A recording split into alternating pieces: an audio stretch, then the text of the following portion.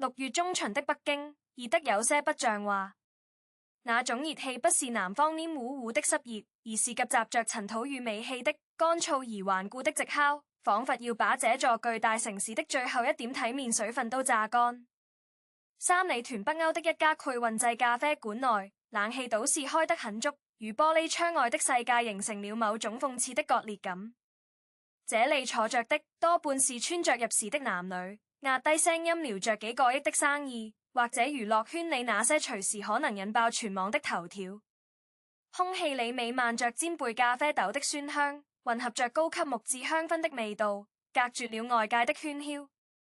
王清坐在角落，面前擺着一杯已經亮透的美式，眼神沒有焦點地落在窗外某個正在對着櫥窗整理妝容的女孩身上。他的手指無意識地在桌面上敲擊着，節奏散亂，暴露了他內心深處的焦灼。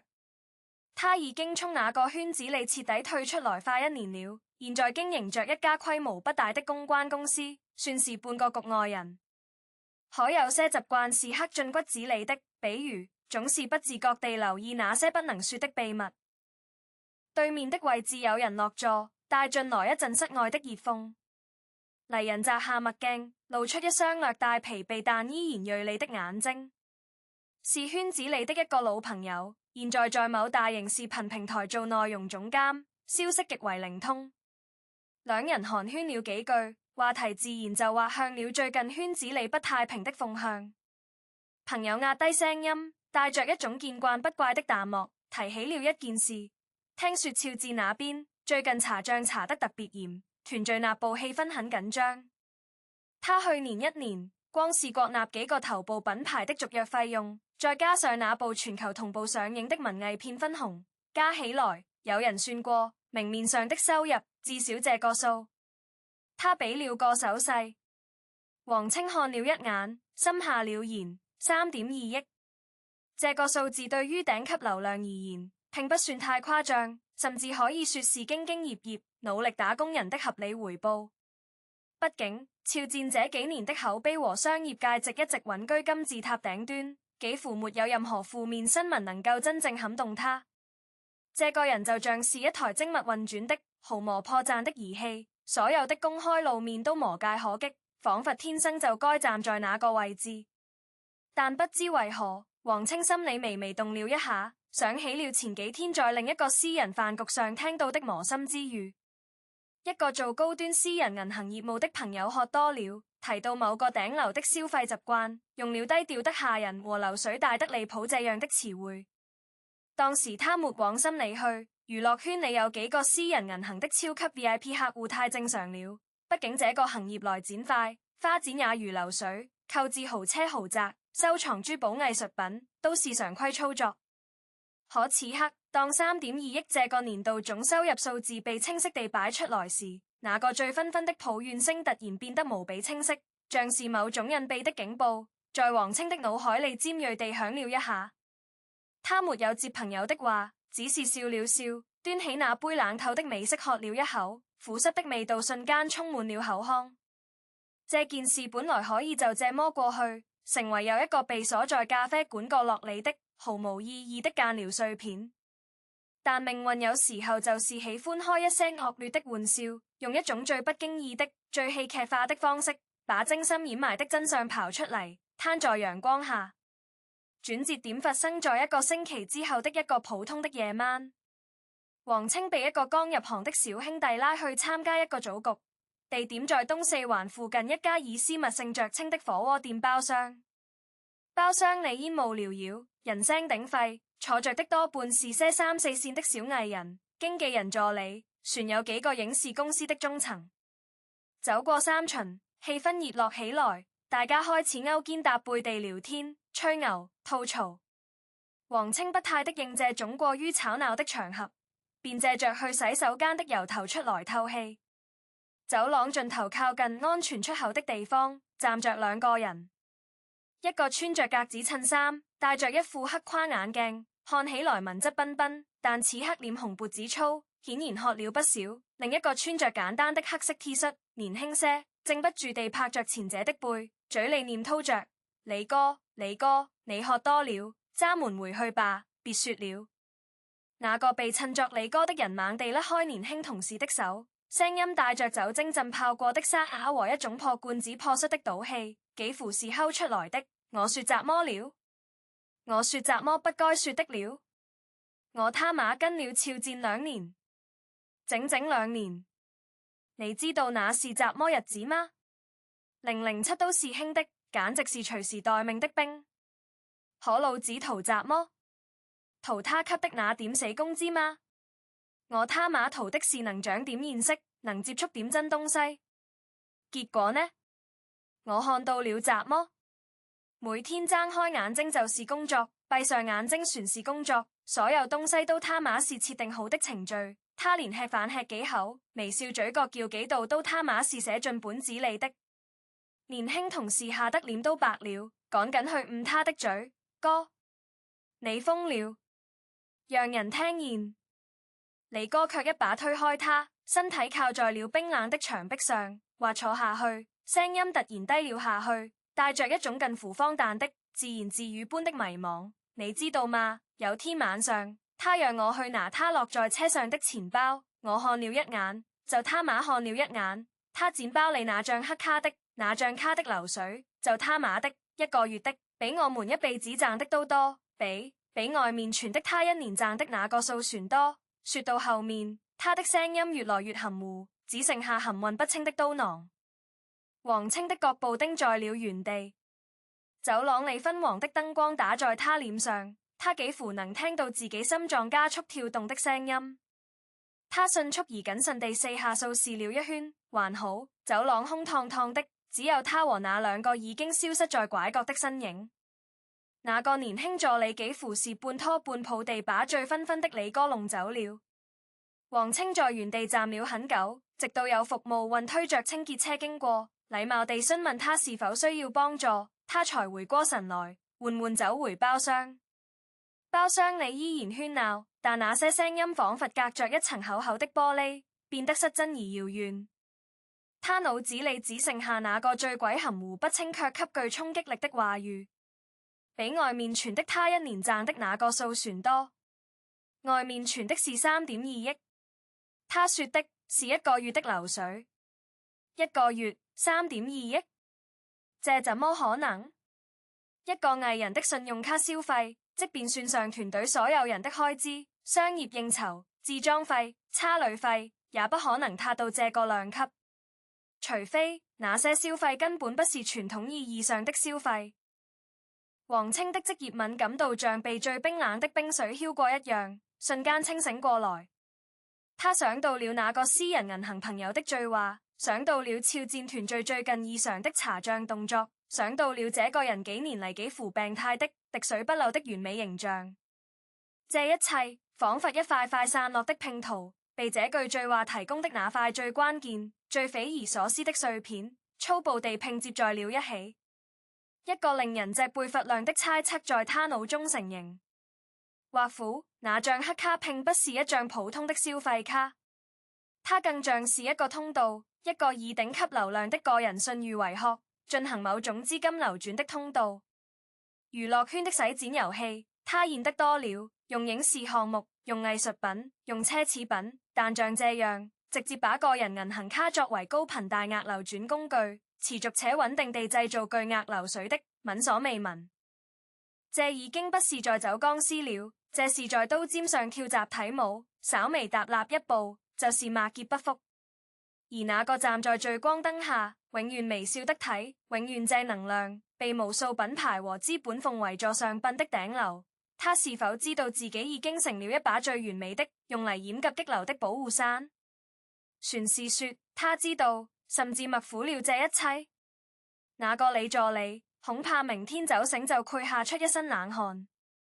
而他黃青一個已經半隻腳踏出圈子的局外人，卻因為一個偶然的廉價的火鍋局，被動地拿到了一個足以引爆整個行業的地雷。回到家已經是凌晨2點，黃青毫無睡意，他坐在書房裡，打開電腦，開始以一種近乎偏執的理性去推演這件事的每一個環節。他查閱了肖戰近半年的公開商業活動記錄，那些天價的代言合同，直播帶貨的驚人銷售額，影視作品的版權收入，每一筆都是合法合規、有據可查的，構成了他3.2億年收入的堅實基礎。但那像黑卡里的展，顯然不在這個體系內。它更像是某種體外循環的血液，溫暖、新鮮、充滿活力，卻也無比危險。他想到了很多種可能性，最保守的是某種灰色地帶的套現行為，利用頂級 VIP 的極高受信額度，通過購買某些可快速折現的貴金屬或奢侈品，完成資金的騰挪。但即便如此，單月數億的流水也太龐大了，操作痕跡卻異常明顯，風險收益完全不成正比。更大膽的是涉及更複雜的跨境資金流動。娛樂圈向來是洗錢的重災區，因為這裏的交易估值具有極大的主觀性和模糊性。一部質量平平的電影可以溢出天價版權，一個不知名畫家的作品可以被拍出千萬高價。這些名正言順的虧損或投資，才是真正的大魚。而肖戰這種級別的藝人，他的個人賬戶反而成了最不起眼、最容易被忽略的通道。因為所有人都被那個3.2億的年收入吸引了目光，誰會去深究他每個月在卡上多花掉幾個億？大家只會覺得頂流嘛，花錢如流水是正常的。但如流水和是水流本身有着天壤之別。王清越想越覺得寒意刺骨。這不僅僅是一個藝人的財務問題了，這背後必然牽扯着一個精密的、分工明確的利益集團。有策劃者，有執行者，有負責讓這些資金在賬面上合法化的財務高手，當然也有那個站在最前面，用自身公眾形象為這一切提供最堅固屏障的頂級明星。肖戰真的不知道嗎？他想起那個醉醺醺的前助理的話，想起圈子裡對肖戰團隊管理嚴苛、事無巨細都要過問的傳聞。一個連自己微笑弧度都要控制的人，佢對每月數億的資金流動完全失控，這說不通。唯一的解釋是他知道，或者他選擇了不知道。這種知道比不知道更可怕，因為它意味着一種共謀、一種默契、一種利益共同體下的心照不宣。接下來的幾天，王清表面不動聲色，私下裡卻動用了自己殘存的圈內人脈，小心翼翼地旁敲側擊。他不敢直接問，只能從側面打引肖戰團最近期的人運變動和財務狀況。反饋回來的信息讓他越發心驚。那個酒後失言的前助理李哥，第二天就向公司提交了辭職報告，據說連當月工資都沒要，直接買了機票回了老家，手機號碼都換了。他帶過的那個年輕助理被調去了其他藝人組，對於那天晚上的事三緘其口，任何試探都只換嚟一臉茫然或驚恐的搖頭。而肖戰的經紀團隊最近確實在密集地約見幾家頂級律所的律師，具體談集麼未人知道，但風向很不尋常。更微妙的是，肖戰本人原定於下個月出席的幾個公開商業活動，突然被工作室以個人身體原因取消了。這在以前幾乎是不可想象的。他是一個以敬業和拼命着稱的人，從未因私人原因推掉過已經官宣的重要商務。所有的跡象都指向一個列論，那層窗戶紙因為一個醉鬼的胡言亂語，可能已經被捅出了一個微小的，但足以讓寒風吹進嚟的裂縫。而所有相關的人都開始像受驚的鳥獸一樣，忙着修補、掩及或者逃離。又過了2週，王清在一個行業酒會上再次遇到了那個做視頻平台總監的朋友。朋友面色凝重，拉着他走到露台角落，低聲說：老肖那邊出事了，不是明面上的事，是納報。你聽說了嗎？他那個核心的財務前幾天被帶走了，說是協助調查，但到現在未放出來。王清心裡落頓一下，但臉上依然保持着恰到好處的驚訝。不愧吧，他那麼謹慎的人，財務狀況一直很透明啊。朋友冷笑一聲，透明？那是對外的，對內他那點明面上的3.2億算個屁。我得到點風聲，有人翻他過去幾年某些隱蔽賬戶的資金往來，發現和他有間接關聯的一些公司，涉及幾起複雜的跨境併購案。那些併購案的估值高得離譜，而且交易對手方都是些註冊在開曼群島的空殼公司。資金最終流向，雖然沒有直接證據指向他本人，但那些公司背後的實際受益人，通過各種複雜的股權代持和信託架構，最後都隱隱約約地和他那個圈子的核心人物有關係。他讀了讀，看着王清，眼神裡帶着一絲後怕般的清醒。老俏，他可能自己都沒完全搞明白他那個卡里走的到底是怎麼剪，或者他搞明白了，但已經下不來了。他只是個台前的招牌，而這招牌太亮了，亮到所有人都只盯着他看，未人注意那些從他背後流過的真正的大剪。王清沉默着，手裡的香檳杯逼滲出一層冷汗。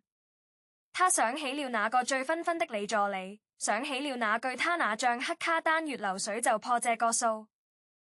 原來那個數字背後是這樣一個深不見底、環環相扣的局。那個所謂的3.2億年收入，不過是精心計算過的，用來承受公眾審視和稅務核查的標價而已。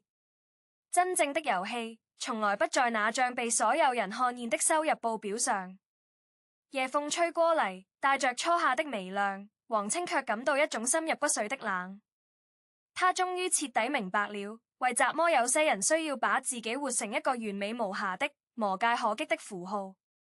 因為那個符號越堅固，越不容置疑，它背後隱藏的陰影就越安全，越能肆無忌憚地生長。而真相有時候就是這樣，不會驚天動地地炸開，它只會借着某個疲憊的深夜，一句失控的醉話，一個悄然離職的助理，像一個悄無聲息的幽靈，飄進某個恰好路過的人的耳朵裡。幾個月後的一個秋日，消息終於傳來，肖戰的個人工作室發布了一則簡短的聲明，宣布因個人原因暫時停止一切演藝工作，並對過往的財務監管疏失深表歉意，將全力配合有關部門的調查。聲明措辭嚴謹，滴水不漏，沒有承認任何具體指控，卻也沒有像往常一樣堅決否認。網絡上頓時炸開了鍋，各種猜測甚囂塵上，那些曾經被他黑歷史挖掘了個寂寞的網友和媒體，像是終於找到了一個突破口，開始瘋狂地復盤他過往的一切細節。而那個曾經被無數人試圖用金錢收買，卻無人開口的前同事圈，這一次卻出奇地沉默。沒有人出來落井下石，也沒有人站出嚟為他辯白。那種沉默比任何喧囂都更耐人尋味。只有王清知道，那個醉醺醺的夜晚，那個跌坐在走廊角落裡的前助理，那句含糊不清的關於一張黑卡的醉話，或許才是這一切混亂的開端。一張小小的塑料卡片，每月流動着數億的資金，像一個貪婪的無聲的血泵，擁持着一個龐大而隱蔽體系的運轉。而那個站在聚光燈下，被無數人喜愛，也被無數人追逐的肖戰，他或苦只是一個容器，承載了太多人為賦予的意義和價值，最終也被這些意義和價值所壓垮。他用自己的完美為別人編織了一個安全的港灣，卻唯獨沒有給自己留下任何退路。當潮水退去，所有人都會看到誰在裸泳，但那個最先用一句醉話洩露出潮水秘密的人，恐怕自己也未曾想到，他隨口說出的不僅僅是一個驚人的數字，更是一個時代幻象崩塌的第一聲脆響。王清關了電腦，走到窗前，看着外面車水馬龍的北京城。這座巨大的名利場每天都在上演着類似的劇目，有人登台，有人謝幕，而大多數時候，真相就像那天火鍋店走廊裡昏黃的燈光一樣朦朧曖昧，只照亮一小塊角落，隨即就被更濃的黑暗吞滅。這一次，他只是恰好站在了那束光裡，聽清了那句不該被聽到的話，僅此而已。